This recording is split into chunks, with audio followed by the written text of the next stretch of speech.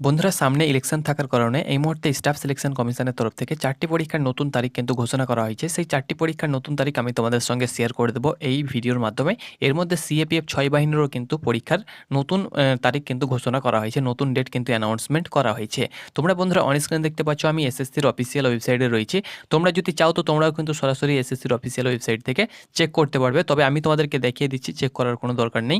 এখানে দেখতে পাচ্ছ 8 এপ্রিল আজকেই তোমাদের important notice schedule of examination. তোমরা জানো যে কোনো পরীক্ষার এসএসসি যদি তার পরীক্ষার ডেট পরিবর্তন করে, চেঞ্জ করে, তাহলে কিন্তু শিডিউল জারি করে দেয়। অগ্রিম ছাত্রছাত্রীদের সুবিধার্থের জন্য কিন্তু তারা শিডিউল আপলোড করে থাকে। তো এখান থেকে আমি নোটিফিকেশানটি পিডিএফটি ডাউনলোড করছি এবং সেই 4টি পরীক্ষার নতুন তারিখ তোমাদের সঙ্গে শেয়ার করে দিচ্ছি।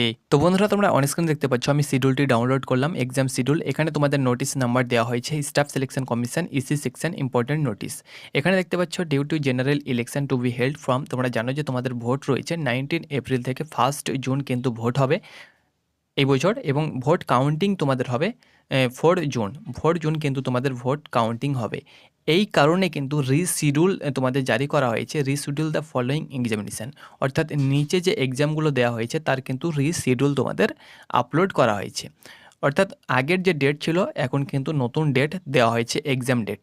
তো এখানে দেখো প্রথম যে এক্সাম নেম দেওয়া হয়েছে, পেপার মোড, অর্থাৎ কীভাবে তোমাদের এক্সাম হবে, কম্পিউটার বেসড হবে না ওইমার বেসড হবে সেটি কিন্তু দেওয়া হয়েছে। তোমরা দেখতে পাচ্ছ প্রেজেন্ট ডেটস এবং রিসিভড ডেটস অফ এক্সাম।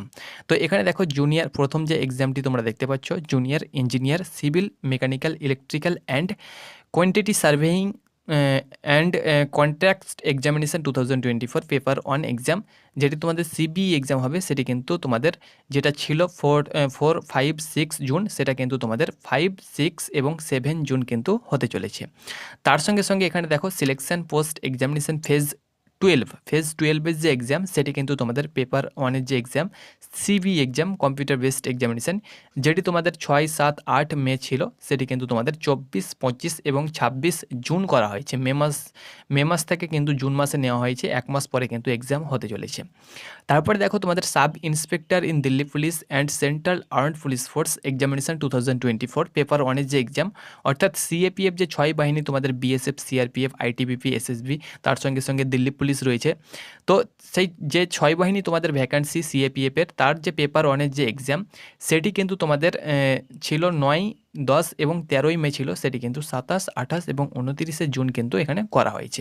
তারপরে দেখতে পাচ্ছ কম্বাইন্ড হায়ার সেকেন্ডারি 10+2 যেটা তোমাদের সিএইচএসএল, তার যে এক্সাম সেটা কিন্তু তোমাদের এক্সাম ডেট কিন্তু অ্যানাউন্সমেন্ট করা হয়নি, কিন্তু তোমরা এখন এক্সাম ডেট দেখতে পাচ্ছ 1st, 2nd, 3rd, তারপরে দেখতে পাচ্ছ 4, 5 এবং 8, 9, 10, 11, 12 জুলাই কিন্তু এটা করা হয়েছে।